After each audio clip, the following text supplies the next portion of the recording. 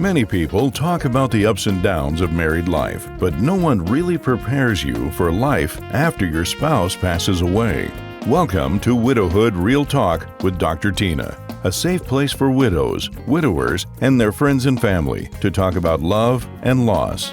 Find comfort as you listen to honest conversations between Dr. Tina and invited guests who've experienced the loss of their forever partner, share their stories of love, grief, and healing. You are not alone in this journey. Join today's episode and discover a wealth of resources and learn how to connect with others who are traveling the same path. This is Widowhood Real Talk with Dr. Tina.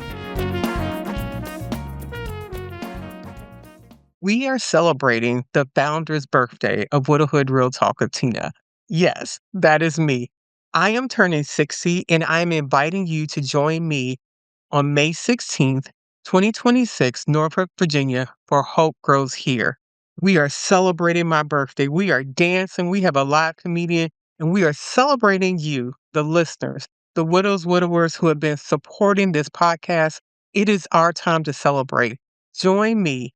For details, email me at widowhoodrealtalk@gmail.com. I hope to see you there. Hello, Ryan. Welcome to Widowhood Real Talk with Tina. How are you doing today? Oh, doing amazing, Tina. Thank you so much. Pleasure to be here. When you say here pleasure, widowhood, like what's the backstory in your mind when you think about that?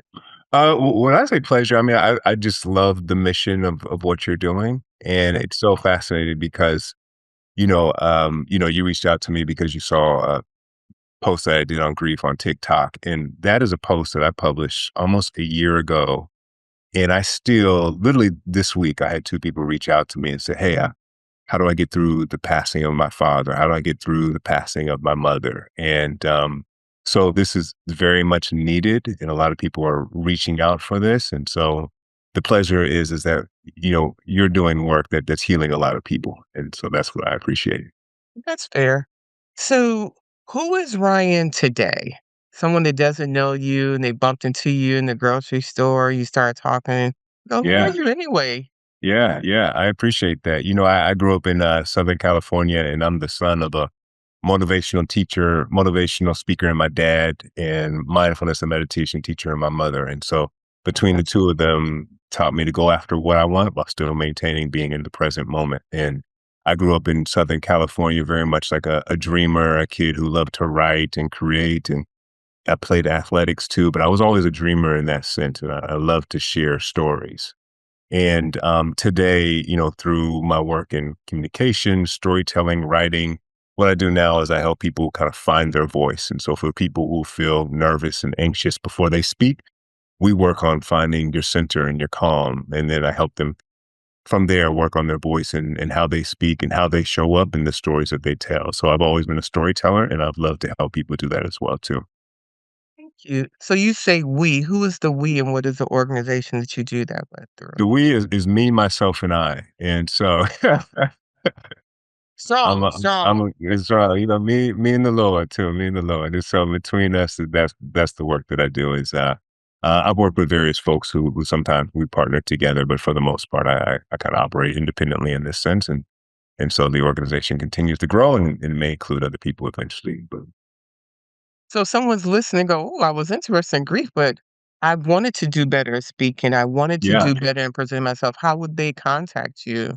And under sure. what name is that, if it's your name or organizational name? Yeah. They can just find me on my website, ryanjustinjackson.com. And then all of my social media is also at Ryan Justin Jackson. So if they find that, I had to add my middle name in there because you do Ryan Jackson and it's just a bunch of baseball players that you find. And so I had to add my middle name in there, but that's how they can find me. Okay, fair. Thank you. You mentioned your dad. Let's Yeah. go back to 2020 and walk us through what happened. Yeah.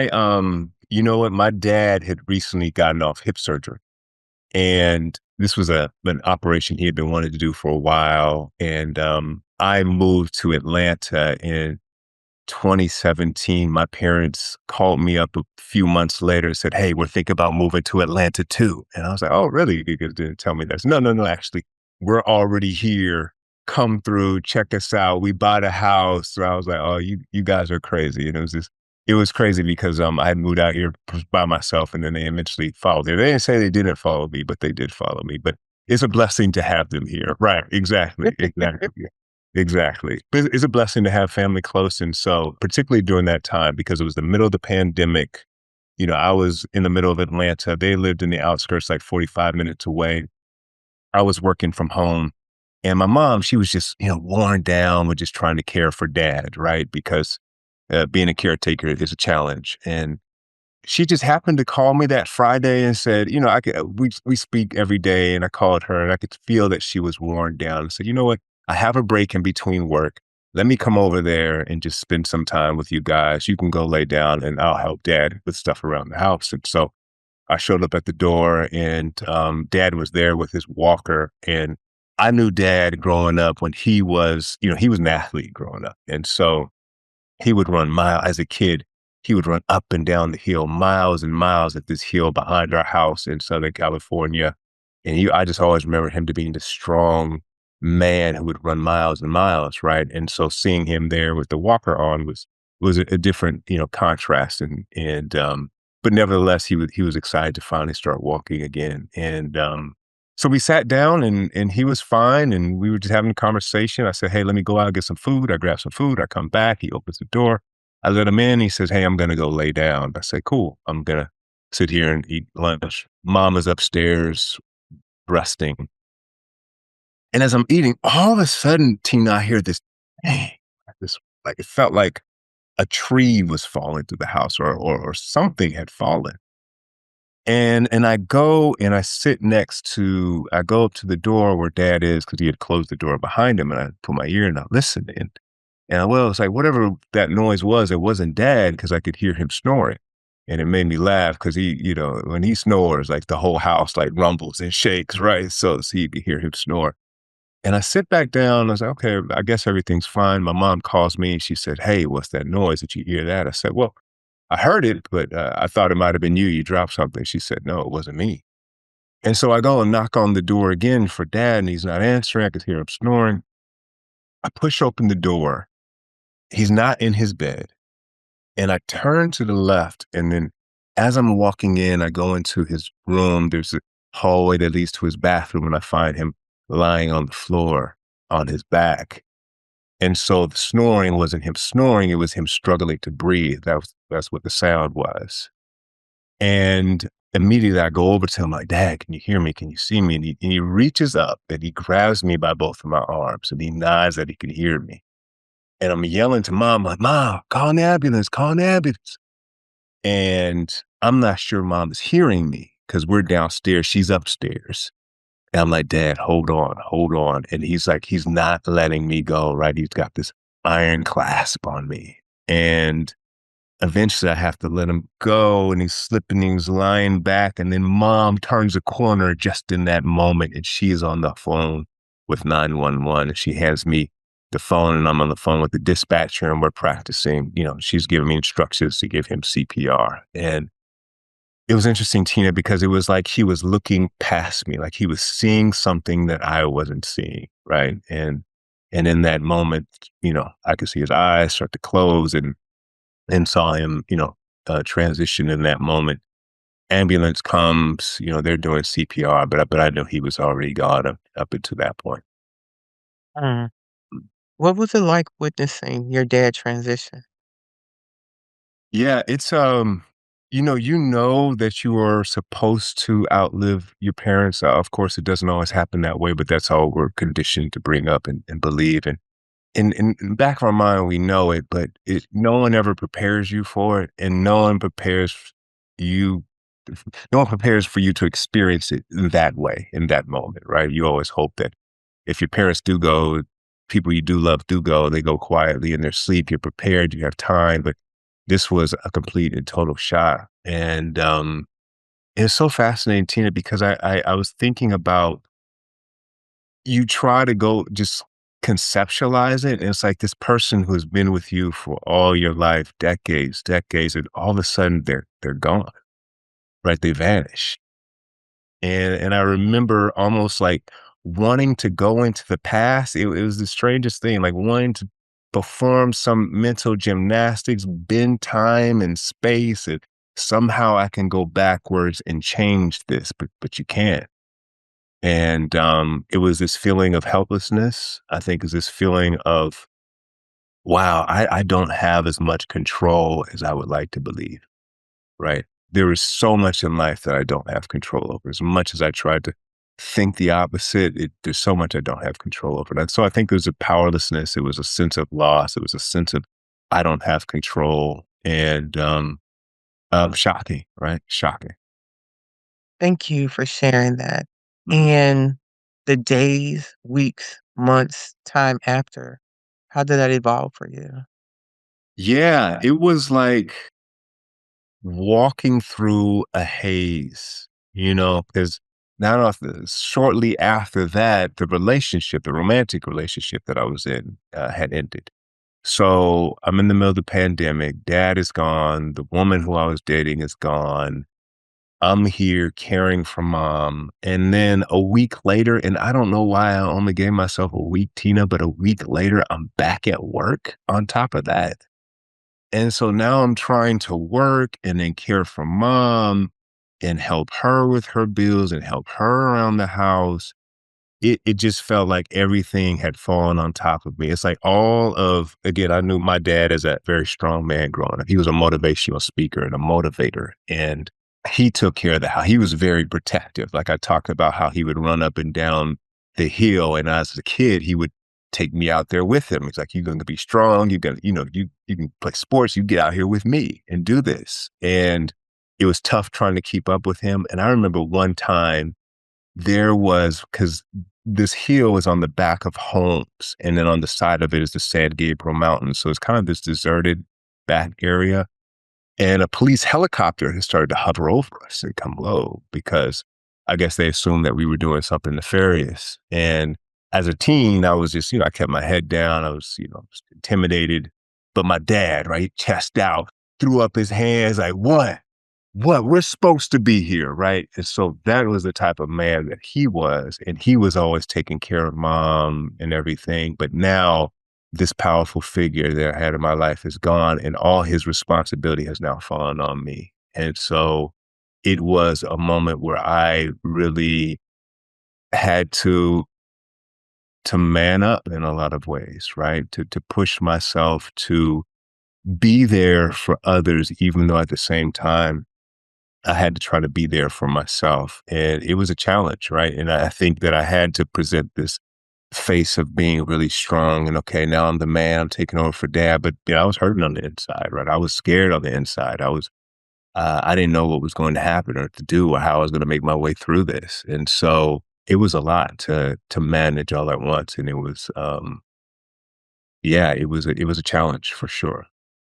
If you were to speak to Ryan Hmm. at that moment based on everything you know now, Yeah. how would you have told him to navigate that time? I would tell him to be patient because the healing is coming. The healing is coming. And I shared this with you, Tina, not 9 months after that, like I was always, like I said, my mom was into mindfulness and meditation, and she raised me in that. And that is what I like really reached to in that moment. I was doing meditations. I was going on what was in the middle of the pandemic. So I was just leaning onto everything I know, listening to meditation tapes. And my mom and I, we would sit and meditate and pray together. And it got to a point though, Tina, even though we're in the middle of the pandemic, I was like, I gotta go. There was this meditation retreat coming up. And I was like, the only way I'm going to give myself space to be able to help her, help myself, continue my work is I just have to take a moment and take a little bit of the risk because this was 9 months after the pandemic. So we didn't know what was going on and go to this meditation retreat. And I went to this retreat and it was in Cancun, and we were spending it was like an hour meditation per meditation going all throughout the day. So the first one, we're sitting in this cold conference room. I'm cold. I'm trying to focus. I can't. The music's incredibly loud. And I'm like, why did I come here? Well, this Cancun is beautiful. It's hot outside. And warm, and I'm sitting in the meditation trying to reach who knows what and how, right? But I was like, okay, I paid this money to get here. They gone on a break. They're like, go outside. We have our next meditation coming up. And I said, all right, let me try this one more time. And I sat down, and in that moment, Tina, for some reason, I was inspired to call to my dad. And prior in those 9 months, I hadn't had like any visions of him, or I hadn't like felt like I felt his presence or anything. It's just a void that was there. But I was inspired to call to him in that moment. And in that moment, Tina, we had blindfolds on in the meditation, and I could feel an energy so strong and electric that it literally knocked me off my chair. And I'm on the floor, and I can feel this surge of energy just radiating through me. And it's not painful, but it is like it's constricting in many ways. And I am not a person who, tries to show out and perform. I am a back row, hat low kind of dude. Like I don't, I'm not trying to bring attention to myself, but there was just something taking over me. And this woman who was, I guess, part of the staff, walking throughout the auditorium, she saw me, and she picks me up and puts me in my chair. And I assume the woman by her voice, but I had my blindfold on. And in that moment, I had the unmistakable feeling, knowing that my dad was there with me. It was this radiance of presence that overflowed and poured through me. And it was this presence of forgiveness. You know, I love my dad, but he and I didn't always see eye to eye, right? We have moments of disagreements, and there were some things that I didn't feel comfortable what he did, and vice versa. And all that washed away in this moment. I could feel the forgiveness, the love just pour through. And it was unmistakable that what I was feeling was my dad. And I just started to cry, like right there in the chair. And I guess the woman who had helped put me back into my chair, she must have saw me start to sob, and she came over and she gave me a hug. And she says, "You're in the right place." And mind you, just an hour before I was thinking about leaving. But the universe, in all the ways it conspires to let you know that it is surrounded by a blanket of love, though we don't always see it, letting you know that it's always conspiring for your good. And so when you ask what would I have told myself, I say patience for that moment, because that moment was coming, that realization that though dad had transitioned, he was not gone, and that his love is still very much there, and his presence is still very much there. Wow. For the person that's listening and they have never had some type of spiritual moment encounter Yeah. or feeling like their person still exists, what would you say to them? What I found is that it's hard to feel their presence when we are still suffering as if they're gone, right? Because they're physically gone. But now it's almost like the electromagnetic scale, right? Electromagnetic wave scale, right? We are only have access to through our visible eyes, through so much of the it's broader than that. And my feeling, my interpretation, I'm not a scientist, so this is just Ryan due to like some meditate interpretation, but they are at a different frequency, but is a frequency of love. And love and fear have a heart, it creates a mixed signal. And so sometimes for me, I've had to let go of the fear and pain as best as I can, right? That's extremely difficult, right? Particularly when someone you love is gone. But in those moments where I feel that little bit of space in my meditation, where there's this clearing, right? There's a clearing, and now I'm not suffering in grief or where is he or how come this didn't happen this way? And I'm just still. That's when I find that I have access to this feeling, knowingness of presence beyond what I can see. And one thing that was just blew me away, I had met this woman not too long after that, maybe about a year. And I told her about the meditation retreat, and she's like, "Oh, that's a meditation retreat I want to go to." I had sent her a picture of it because they had taken a picture of me as part of their marketing material. And I sent it to her, and she had shared it with a friend. And the friend is a medium of sorts, right? But she knew nothing about my story, nothing about me. She just sent it to the friend, "Oh, I met this guy. Look at this cute guy I met." Boom, boom, boom, boom, sent it to her. And she looks at the picture and she's like, "Oh, wow, his dad's there with him."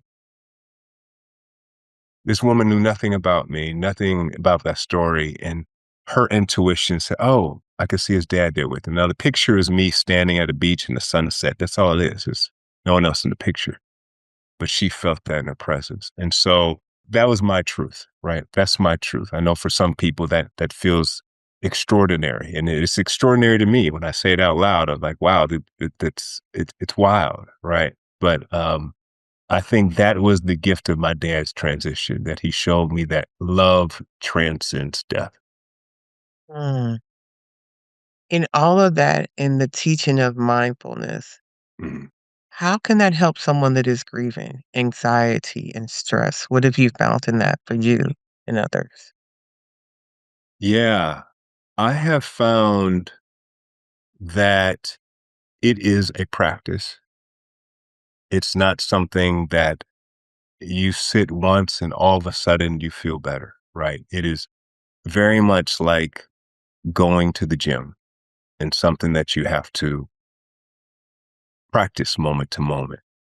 But it has been one of the more healing tools that I've found, because when every single problem that I have, it is something that is past or it's something that I'm anticipating.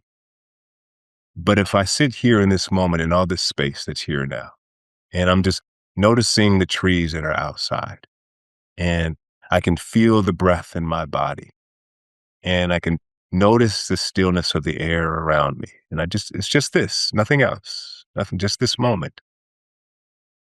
There's no problems in this moment, right? There's no problems. I have to go a minute to the future or a minute to the past to find the problems. But right here, there's no problem. That's the practice and it's the work. It's just moment to moment, feeling that stillness, and letting that stillness carry you moment to moment, and noticing how much space opens up when you're willing to notice it and allow it in. As a man, Hmm. a black man in Yes. America, Hmm. what would you say to I your got some brother? Cherokee in me though. My mom always said I got some Cherokee in me. So, you My know what I bad. mean? So, Even more complicated, yeah, even more yeah, complicated. yeah. What would you say to your brothers that are hearing that and going, "Man, that's woo, woo, woo, we got stuff to do." Yeah. I would say that this gives me the power to do the things that I need to do, right? This is not inaction. This is not saying that this is going to solve all of your problems. What I'm saying is this gives me the clarity and the space to be able to perform the actions that I need to show up for mom and care for her, to get back to work and do what I need to do. And then to remember my dad's story and to carry with me all that he taught me so that I can continue to be hopefully a light to the world in the work that I do. And so this isn't like sitting in a room and meditate and do nothing. This is clear the space, empty the cup so that you can be a transparency and an inspiration to be able to do what you need to do in the world. In the space of men, the word strong is often connected. Hmm. How would you be able to convey this mindfulness practice to strength is something that men need? Well, I think one of the things I'll say is that it's not for everybody, right? There are many tools and practices, and I'm not saying that this is the only one. But for those who gravitate towards it and are interested in it, I would say that it's an incredible source of strength, because you are now tapping into strength that's greater than you, right? Something greater than you. That's what I found. Something greater than me be able has poured through and given me inspiration and given me healing and given me clarity and direction things that I would not have been able to find on my own. And so I would say that it's something that, again, you have to be willing. There's a willingness that starts here. It's a willingness, right? It's a willingness to open yourself up to it, which is scary, right? It's for scary for many people because they're like, oh, am I opening myself up to entities? But I'm not saying any of that. I'm saying open yourself up to your higher being. You want to call it God, the universe, whatever the case you want to call it. But I'm just saying there's, again, my dad's story, that moment, that presence gave me beyond a doubt that there is more than what we can see, right? That I know this because I felt and experienced it. And for those who have a similar inkling and similar feeling or knowing, I would say just continue to trust that and allow that. Mm. You spoke about your mom being the Mhm. mindfulness, teacher. Mhm. How was that been part of her grief journey, or what does her grief look like? Yeah, my mom is, man, she's a big source of inspiration for me because I was with dad for the time that I was, but she was with him much longer, right? And they built a family together and it grew and it's extremely challenging for her. But she has really leaned into, this idea of, mindfulness. I think mindfulness gets misunderstood because it's about, people think just the thoughts, but it really is about your whole being and your whole self, right? So allowing the feelings that come through and being willing to sit with them and letting them come and go. And she has been an instrument for me and a teacher for me. And she has always told me that. She has said that, look, the thoughts are going to come and go, the feelings are going to come and go.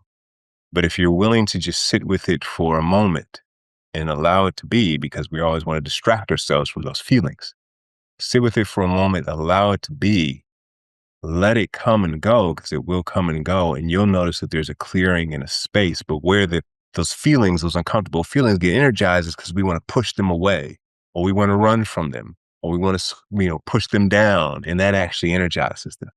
But it's the opening and the space and giving them because they're messengers. My mom always says they're messengers. They're here to give you a message. And so you have to welcome them in because they have information for you. And it's scary to a lot of people because it's a lot. It's a lot of energy flowing through the grief, especially. But I have found that to be true. I have found that these feelings are signals that help me bring me back closer to me, right? And so in that way, they're actually extremely valuable. So someone running from all their feelings and Mhm. running from the grief, it's Yeah. not serving them well because eventually it's required to some extent. Yeah, I would think so. I mean, I'm curious for you, Tina, doing this work and, with Mark's passing and now you've worked with, so many people around this. I'm curious as to you, how do you find that people generally manage grief where there's misunderstandings and what has been your process Going back to work in a week, going back Mhm. to not Mhm. wanting to let this get me, that I'm Yeah. not gonna let grief knock me down, and or I'm going to use what I found are some very unhealthy coping skills. Mhm. One, saying that the universe did this to me. This Mhm. is an attack. The idea of, back to something you mentioned earlier, not realizing how much control we don't have, instead of saying, if I did this, I could have made this different. Mhm. Other people using very unhealthy coping skills to try to numb this pain of grief that can come by overusing of anything. It can Yeah. be overindulging in exercise when you find out this is all you're doing because you're needing to numb. It may be drinking, it may be sex, it may be working overtime for somebody else. And Mhm. the ability also to isolate and say that, because when we engage in life, we engage in experiences that we did with our loved ones often, and that causes pain, and people don't want pain, but not receiving the message. So now they are all in their head and they're alone. And I find that people feel like because grief, this profound trauma, is not something you can see, they minimize the impact into our entire body and our being. Right. But they're often showing up in spaces uncharacteristically of who they are, and Mhm. everyone else around them can see that they are literally bleeding out from this pain, but they Right. refuse to be proactive and deal with it. Yes. So Yes. that's what I've found more often than not with people, and then after some time, they're exhausted from all Mm. of this, and they are now searching for something different and better because all of those things did not serve them, and they find themselves in a space where they say, "I feel like I'm stuck," or "I feel like this just happened. How do I feel differently?" And Mhm. it requires different actions. For me personally, I didn't go back to work for 3 months. Mhm. I couldn't. And when I went back, I was like, "I don't care about anything y'all talking Yeah. about at Absolutely. all." Absolutely. I start seeing a therapist the week before I viewed my husband's body. I realized I did all this. I mean, you go to college, master's, PhD, whatever, to do the job you're doing. What guidance am I going to have to navigate this new version of life that I was not prepared to do mentally? So I Mhm. needed someone to help me through that. My siblings and my friends have been my anchor, talking it through, journaling. Those have been helpful tips for me to not keep it inside and be Yep. honest. The man I spent 32 years with stopped breathing. What are we doing now? Mhm. Mhm. Yeah. Yeah. I relate to that. I relate to that. It puts so much in perspective, and I think for me, it made me so much more compassionate, right? Around just with people, letting just silly stuff go, things that don't matter. Like we spend so much time and energy on a lot of things that don't matter, right? And I think the transition of a loved one shows us that we have a finite amount of time. Let's direct that energy in a way that's really meaningful, helpful, inspiring you, inspiring other people. And so I totally resonate with that. Thank you. Would you share your dad's name with us? Yes, it was Walter Jackson. He's a Oh, junior, Walter Jackson Jr. okay. Thank you. How have you and your mom grieved differently? Or maybe not. Yeah, no, I think, you know what, mom, she really reminded me to feel, right? Again, I was like, okay, I have to put on the front. I have to get back to work in a week. I have to help mom, right? And so I'm pushing through.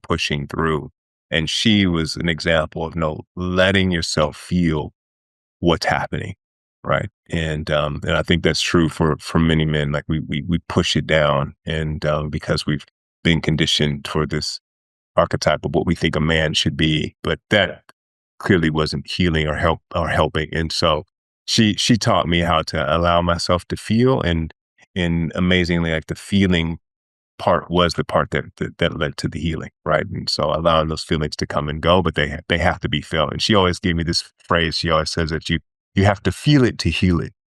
You have to feel it to heal it. And so she would always say that to me. Wow.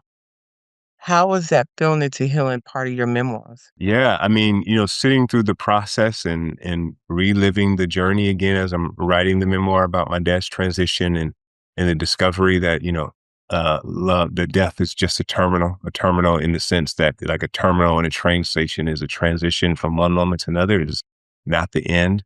But all those feelings come up again. That experience comes up again. I'm feeling myself back in the room and giving him CPR, and how terrified I was in that moment and how sad I was in that moment.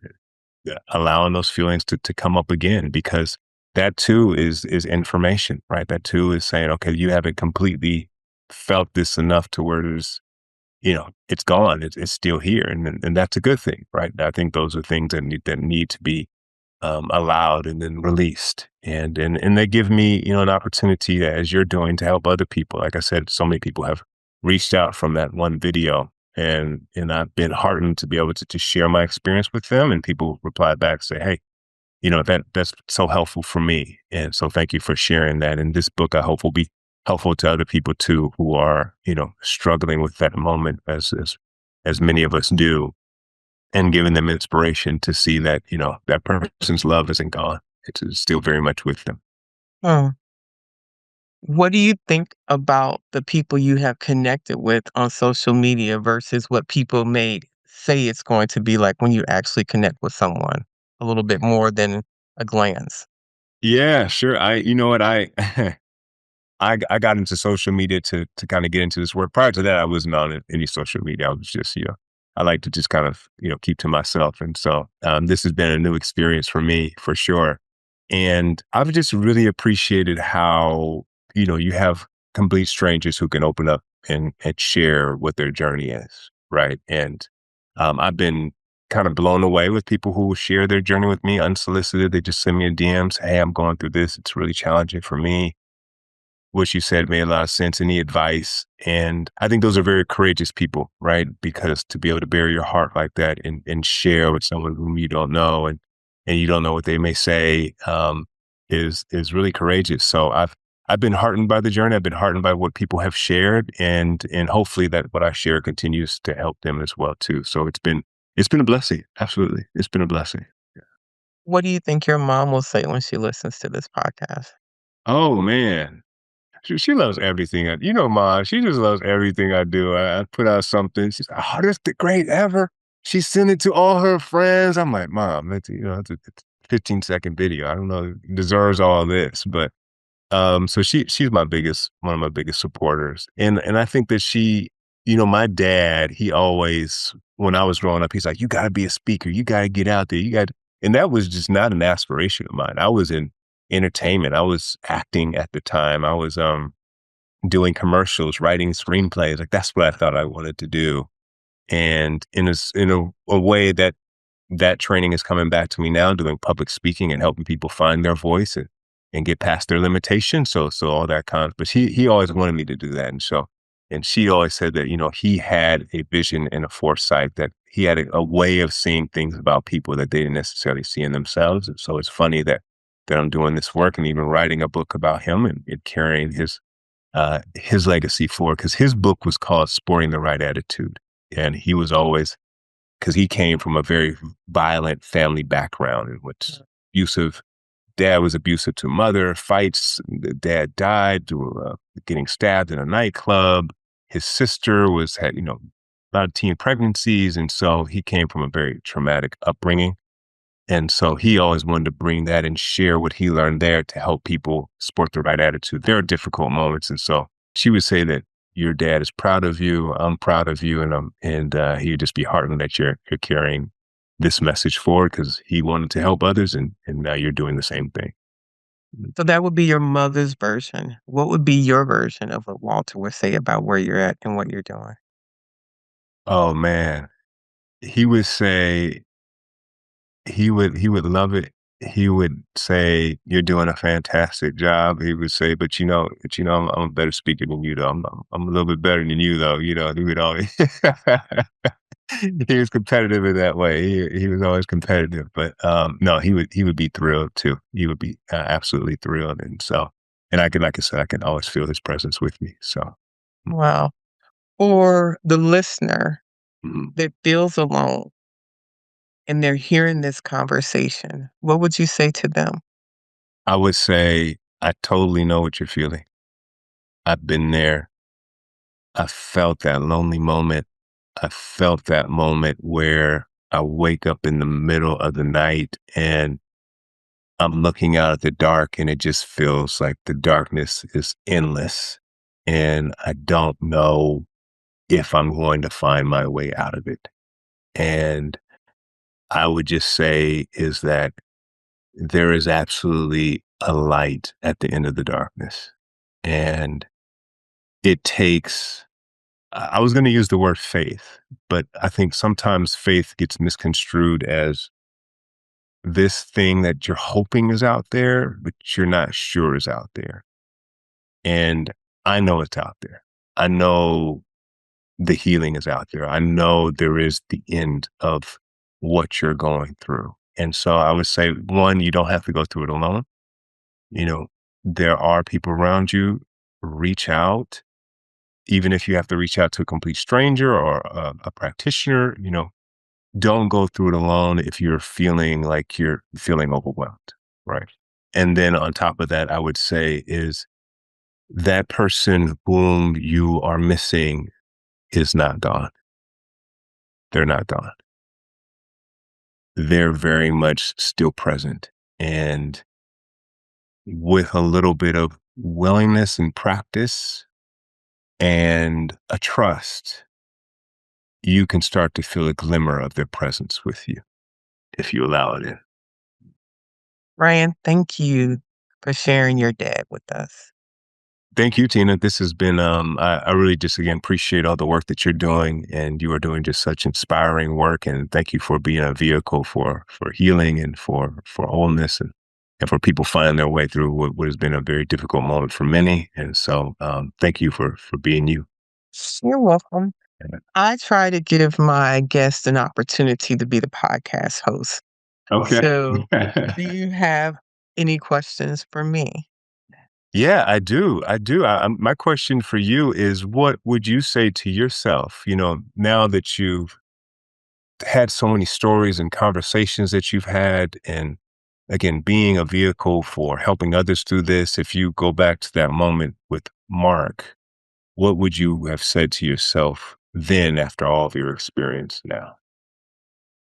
I honestly would tell myself, you did good. Mm, You took time. You allowed people to help you. You didn't put on a superwoman cape and pretend that you could navigate this.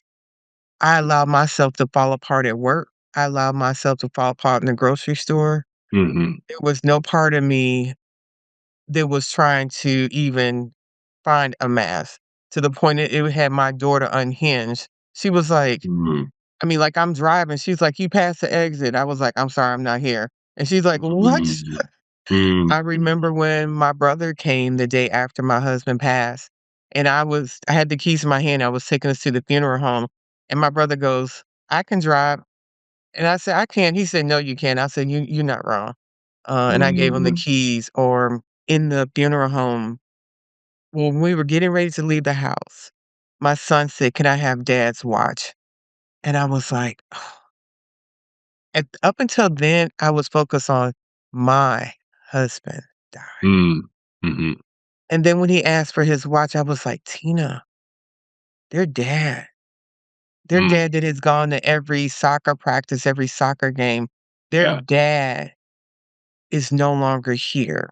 And I remember being in the funeral home and thinking, my husband and I, all the choices we made together as a unit, I need to allow our children to now be part, because our children were adults when their dad died, and allow them to help determine what this service would look like, help them determine all the different parts of this. It was at first just going to be me coming in. I was like, this is their dad.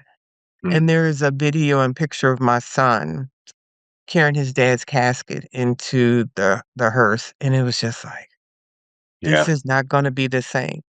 I've given myself permission to, even though the children are adults, like you just said, mama's still gonna be mama, is Mhm.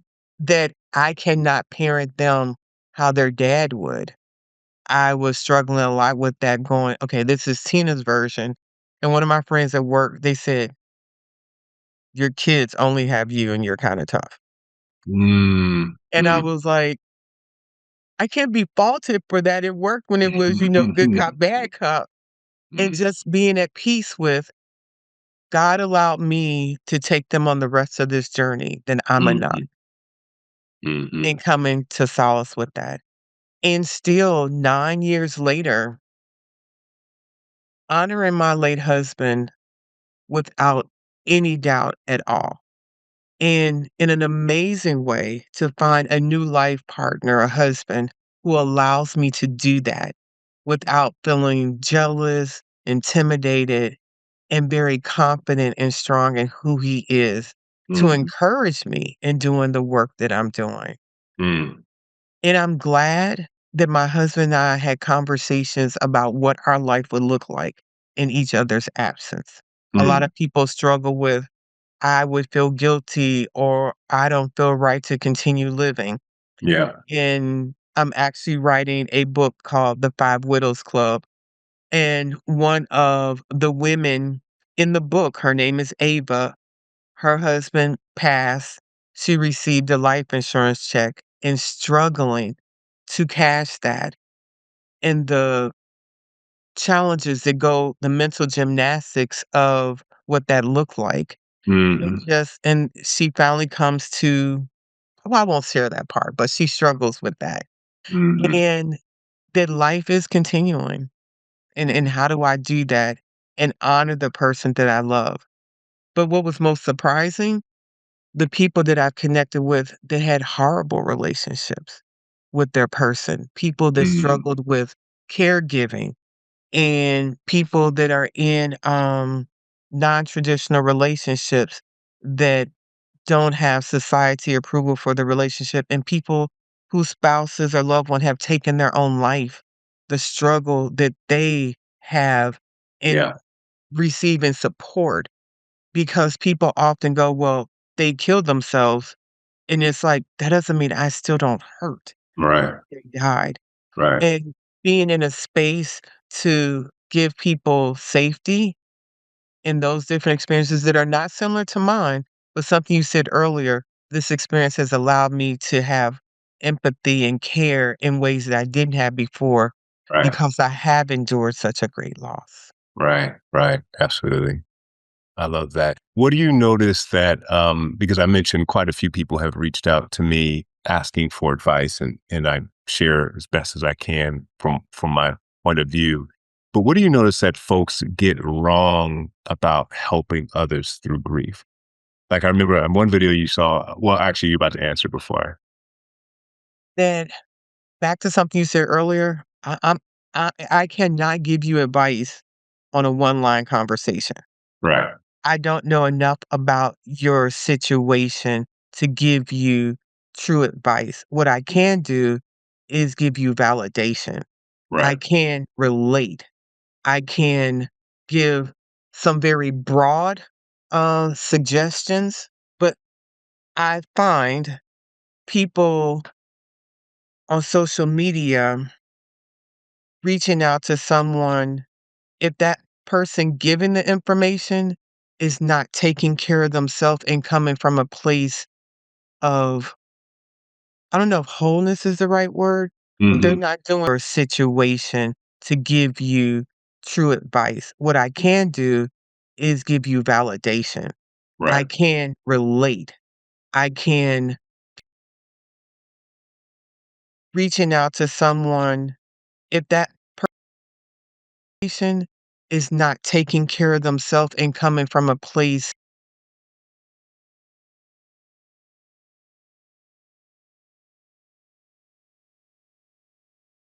true advice. What I can do is give you validation. I Right. can relate. I can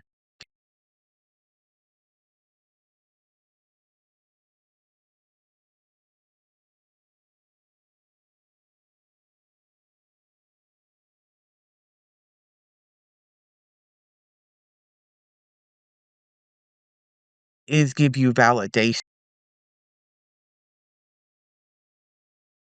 I can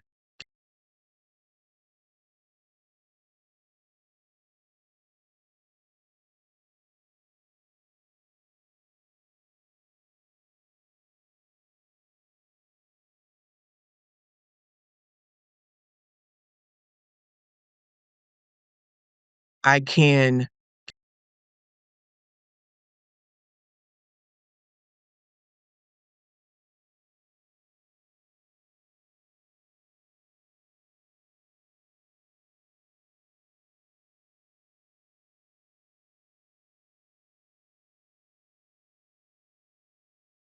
I can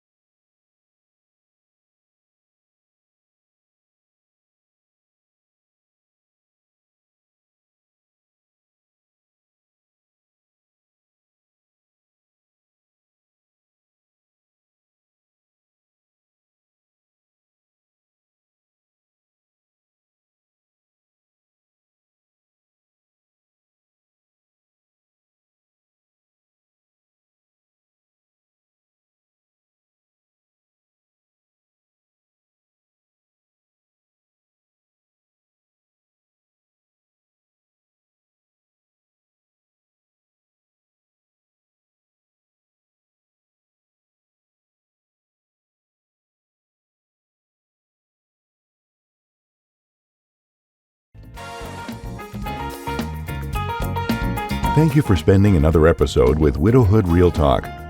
If you found the contents of today helpful, share the episode to anyone you know who may need it. Subscribe to the show and tune in to Widowhood Real Talk each week. Then, visit widowhood-realtalkwithtina.org to join the community and access additional resources. Remember, you are not alone in this journey.